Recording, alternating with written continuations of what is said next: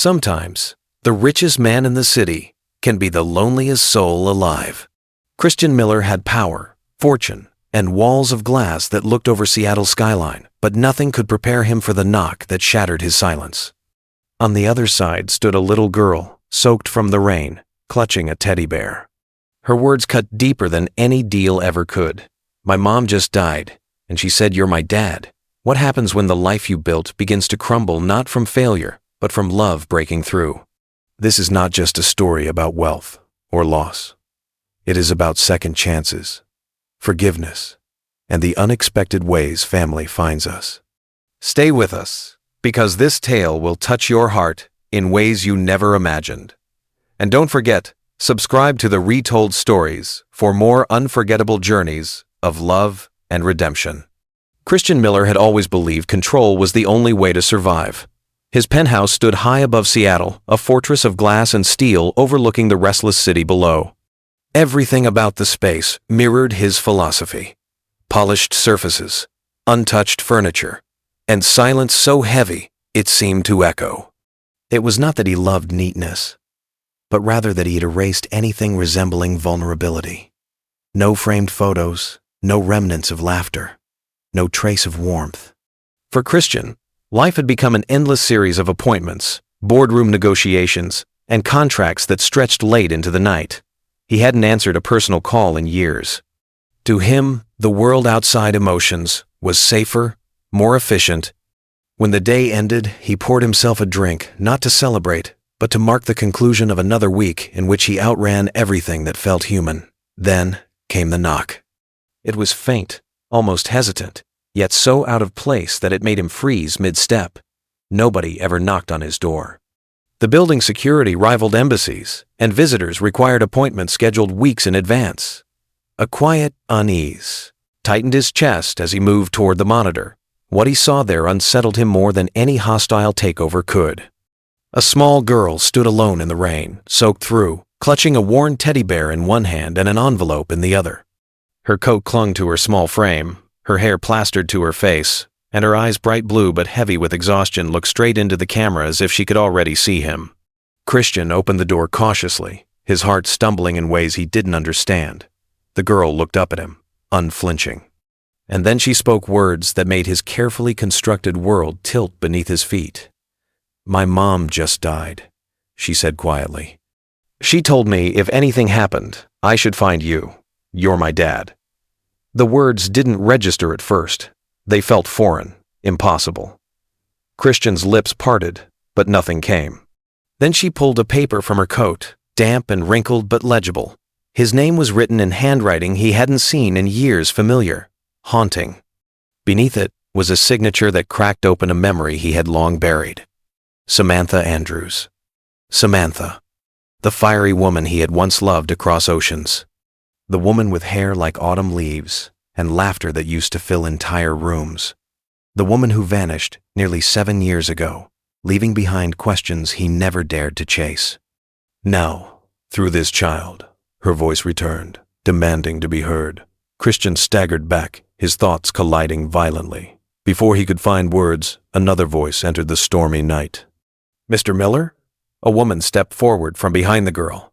She carried an umbrella and a clipboard, her composure calm but her eyes softened with empathy. "I'm Nancy Rollins, Washington State Family Services. This is Lily Andrews. Her mother passed away 2 nights ago. In her apartment, we found letters and official documents naming you as Lily's biological father." Christian's pulse hammered. He wanted to deny it, to insist there had been some mistake. Yet the letter in his hand told him otherwise. The world that had always made sense, the predictable rhythms of business, the sterile safety of solitude, suddenly fractured. Rain splattered against the concrete, the night pressing in like a witness. Nancy's voice carried on gently. She asked to come here herself, said her mother told her it was time. Christian couldn't speak. He couldn't even breathe. His gaze returned to the girl Lily. She did not cry. She did not beg.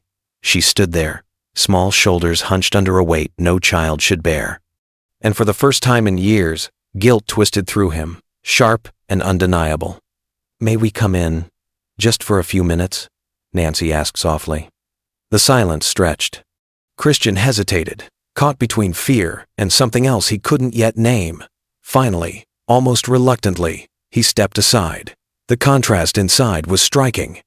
Lily's tiny figure looked almost out of place against the sterile perfection of the penthouse. Each step she took left damp footprints across the pristine floor. She perched on the edge of the leather sofa, clutching her teddy bear, as though afraid she might damage something by existing. Christian stood across the room, arms folded tight, his body language rigid. His eyes kept straying to the letter, as if its ink might burn him. Nancy set down her folder and slid a protective sleeve across the counter. Inside were Samantha's death certificate, a notarized statement, and official guardianship documents. Samantha didn't want to force this on you, she said gently.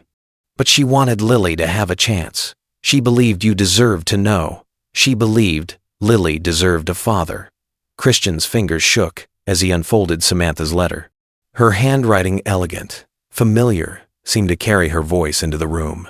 Christian, if you're reading this, I'm gone. I never meant to keep her from you forever. I was afraid. Afraid of your world. Afraid of the choices I made. But now Lily needs someone who will fight for her, who will not walk away. You always fought for what mattered. I hope she can be what matters now. Love her like I did. Always, Sam. The words blurred. He blinked rapidly, pretending the moisture in his eyes came from the rain outside, but no storm could explain the ache in his chest. Behind him, Lily sat silently, tracing circles on her bear's ear. She didn't interrupt, didn't press him for answers. She simply waited, her patience heavier than any accusation. Nancy stood. I'll be back in 48 hours. You can reach me any time if you need guidance. But for now, Lily has no one else. She has only you. When the door closed behind Nancy, the silence that followed was no longer the comfortable void Christian once embraced. It pressed against him, restless, alive. Across the room, Lily lifted her gaze. Her voice was soft but steady. Can I stay here until the rain stops? Christian looked at her. Truly, looked at her this time. At her eyes that mirrored Samantha's, at the small pendant around her neck, at the weary courage in her face. Something inside him shifted. It wasn't acceptance, not yet.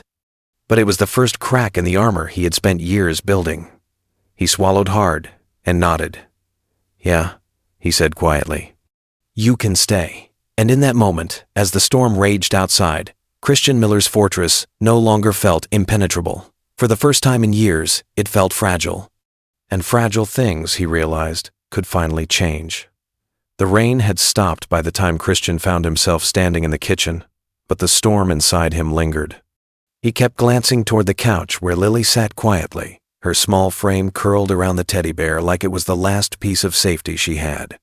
The penthouse that had always felt like a shrine to solitude suddenly seemed too empty, too cold, and unbearably loud in its silence. He had faced investors, rivals, and governments, but nothing unnerved him the way this child did.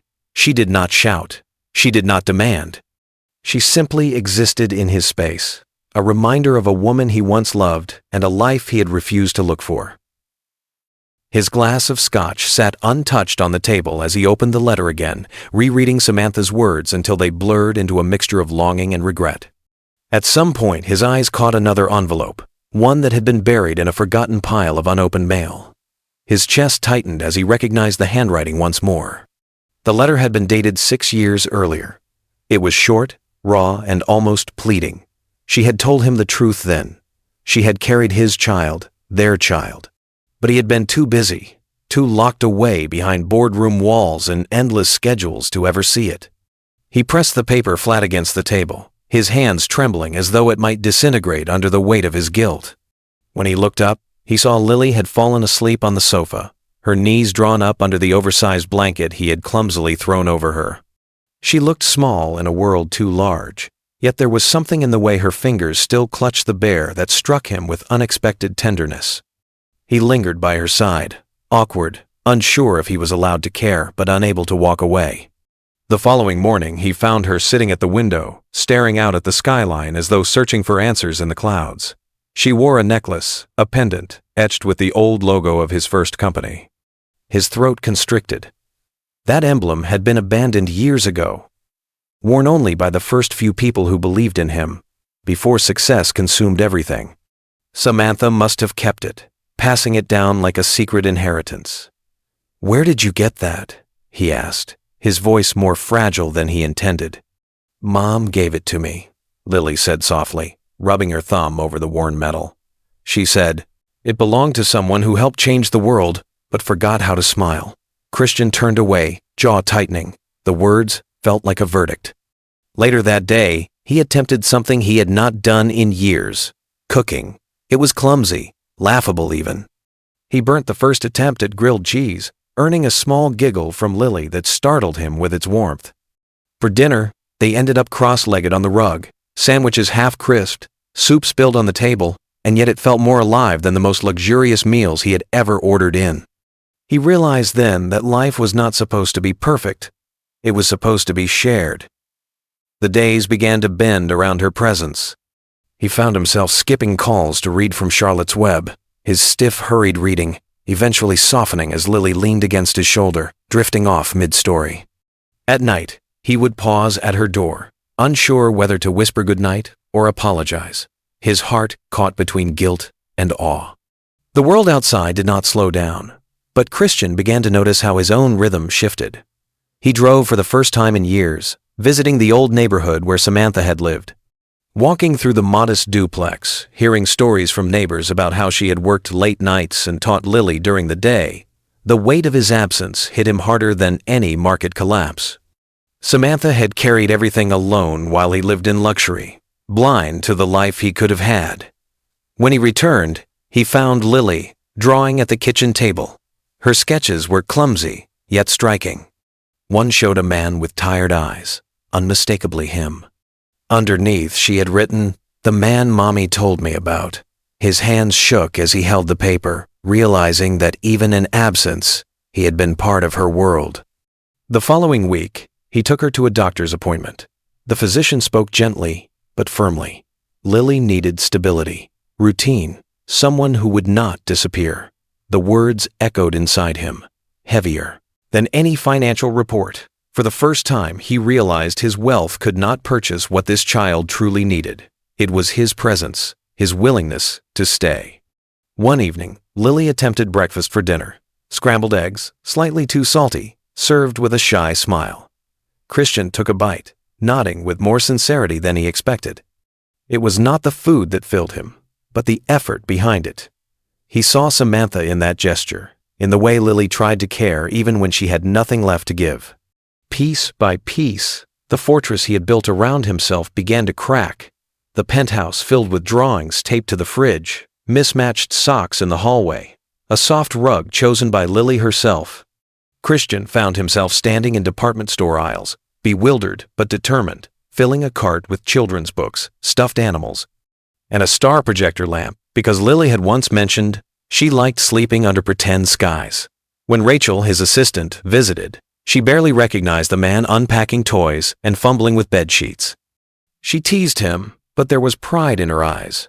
For the first time in years, she saw him not as a titan of industry, but as a man stumbling towards something better. Yet doubt still lingered. At night, when Lily whispered questions about her mother, about whether she had ever spoken of him, Christian's chest ached with the truth. He admitted he hadn't known. He confessed his failures, clumsy but honest. Lily did not accuse. She only nodded, as though she understood more than her age should allow. It was in those quiet moments, with rain tapping against the windows and her soft breathing filling the silence, that Christian began to understand the true cost of the years he had lost. He could never reclaim them, but perhaps he could build something new.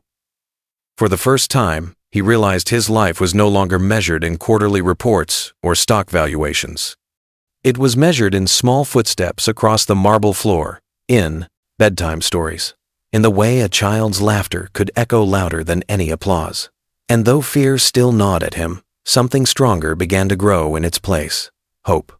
Christian Miller had once believed his identity was carved into glass towers and stock prices, but as weeks turned into months with Lily in his life, those illusions began to fall away. The boardrooms that had once defined him now felt hollow compared to the weight of a child's hand clutching his own. His apartment, once pristine and untouched, had been invaded by crayons, stuffed animals, and laughter. The fortress he had built was becoming a home. The first real test came when Zurich called. A billion-dollar merger, the kind of deal that would have once consumed him, now stood in conflict with something far greater. As the board pressed for his leadership, Christian surprised them all. He said no, he would not leave. For the first time in his career, he placed family before empire. The shock on their faces was nothing compared to the quiet relief in his own chest. When he returned home that night, he found Lily waiting in the hallway, her backpack spilling with papers. She handed him one, a drawing of a girl at a door and a tall man beside her. She had titled it, The Beginning. At school, Christian became a fixture, awkward at first, but increasingly present. He brought lunchboxes, stood in crowded auditoriums, and listened as Lily read her story aloud to a room filled with strangers. She called it The Door, and with trembling hands she told everyone about the night she knocked and how love had walked out to meet her. Christian could not remain in his seat. He stood, crossed the stage, and embraced her as the audience rose in applause. For the first time, in public, he declared himself her father. DNA results had already confirmed what his heart was learning each day, but the paper had never mattered as much as her trust. When she began to call him Daddy, tentatively at first, and then with growing confidence, something inside him healed. He had thought he was too broken, too consumed by regret, to ever deserve it. Yet every time she whispered the word, it stitched a part of him back together. Tessa Navarro, Lily's teacher, became more than an observer. She listened without judgment as Christian shared his fears and regrets. With her, he admitted the things he had never said aloud, that success had been a mask for his loneliness, that he had been too proud to chase Samantha when she walked away, too afraid to admit he needed someone. Tessa never tried to fix him. She simply listened, and in that listening, he began to find room for hope. Slowly, their connection grew into something more, not rushed, but steady, like roots spreading quietly beneath the soil. Samantha's presence lingered through Lily and the relics she had left behind. The music box, the pendant, the blog, filled with years of quiet devotion, all reminders that love had never truly abandoned him. On one particularly quiet evening, Lily handed him a voice recording Samantha had left. Hearing her voice again, soft and unwavering, nearly undid him. She told him she believed in the man he still could be. And when Lily stepped into his arms afterward, Christian realized she was not just asking for a father, she was giving him a second chance at being one. The transformation was not dramatic, but built on small, ordinary moments. Trips to the park, burnt pancakes turned into inside jokes, late-night stories that ended with Lily asleep against his shoulder. A rescue dog named Comet bounding through the penthouse. Slowly, love filled the spaces wealth never could. Then came the day. Lily asked if she would get to stay forever. The question pierced him, not because of doubt in her, but because of the fear in her voice. He knelt, pulled out a velvet box, and opened it to reveal a silver bracelet engraved with one word: forever. "Will you let me be your forever dad?" he asked. Her tears and her whispered yes were the most priceless gift he had ever received. In time, Christian began to honor Samantha not just with memories, but with action. He launched a scholarship for single mothers in STEM, a project he called the Andrews Initiative. He opened a wellness center in her name, a space for families who had faced loss. The man who had once hidden behind profits was now building something that could not be measured on any balance sheet. Life grew full, not perfect. There were school projects that collapsed at the last minute, spilled juice on expensive rugs, and moments of doubt that crept in uninvited. But there was also laughter, warmth, and the kind of chaos that makes a house alive. With Tessa at his side and Lily leading him forward, Christian found himself living a life Samantha had once wished for him, but he had never believed he could have. On the first anniversary of their life together, the penthouse was unrecognizable. Its glass walls were covered in colorful window clings, the sleek furniture buried beneath blankets and beanbags, the silence replaced by music and chatter. A cherry blossom tree grew outside, planted in Samantha's memory, its petals falling like soft promises into the soil. That evening, as Lily twirled in a white dress and laughed with Comet at her feet, Christian stood at the balcony with Tessa. "I thought I'd die up here alone," he admitted. "Now look at you," she teased. "A pancake master, a father, even someone who wears glitter." He laughed, but in his heart, he knew she was right. Inside, Lily held up a drawing for them to see. It showed 3 figures standing together beneath a rainbow. She had written, "My real family finally together." Christian knelt beside her, tears stinging his eyes, and whispered, "You nailed it, kiddo." That night, as he tucked her into bed, she whispered back, "Thank you for opening the door." He kissed her forehead and replied, "Thank you for never giving up on knocking."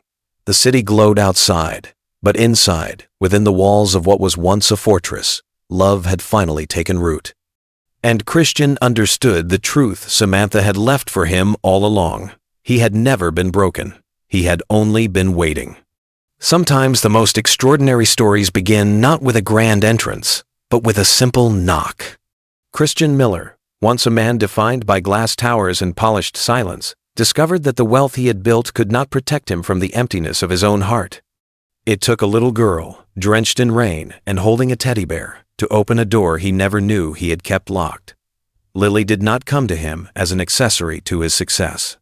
She came as a truth, a reminder of love he had buried and choices he had ignored.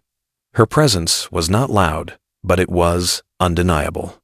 With her came Samantha's memory, her letters, her blog, her voice, echoing through the corners of his life, like a gentle insistence that he was meant for more than power. Christian's journey was not about redemption in the eyes of shareholders or the public. It was about a man learning to be present, to sit on the floor and eat burnt sandwiches, to stumble through bedtime stories, to let laughter spill into spaces where silence once reigned. He discovered that true strength was not in refusing to feel, but in daring to open his heart again. Through Lily, he saw the weight of missed years, but he also saw the possibility of new beginnings. She gave him a chance to rewrite not the past, but the future. Every giggle, every drawing taped to the fridge, every whispered "Daddy" stitched together the fractures inside him. For the first time, his home was not measured by square footage or skyline views, but by love that filled its walls.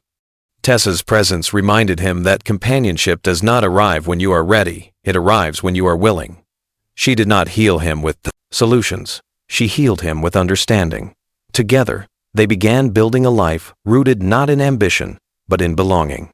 And Samantha's legacy lived on, not as a ghost of regret, but as a guiding light, reminding them that love, once found, is never truly lost.